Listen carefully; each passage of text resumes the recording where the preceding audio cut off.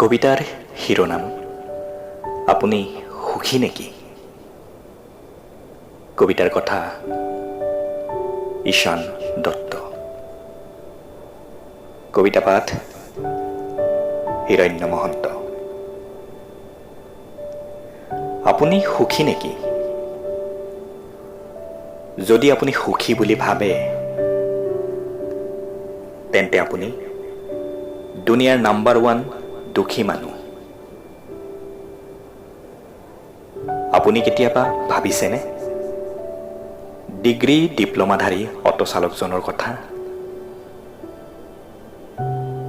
9 মাহ বেতন নোপোৱা শিক্ষকজনৰ কথা?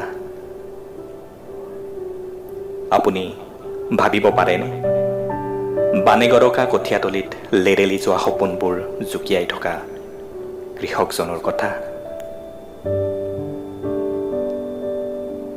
আপুনি বাৰু কেনে অনুভৱ কৰিব যেতিয়া আপোনাৰ প্ৰেয়সীৰ সন্তানে আপোনাক মামা বুলি মাতিব? আপুনি জানেনে ভোকৰ তাৰণাত পুৱতি নিশা উঠি ঢোকে ঢোকে পানী খোৱা শিশুটিৰ মাকৰ যন্ত্ৰণা কিমান? আপুনি নাৰ্ছিক নহৈ আপোনাৰ বিলাসী জীৱন পাহৰি খন্তেকৰ বাবে দুখীয়া সকলো কথা ভাবক।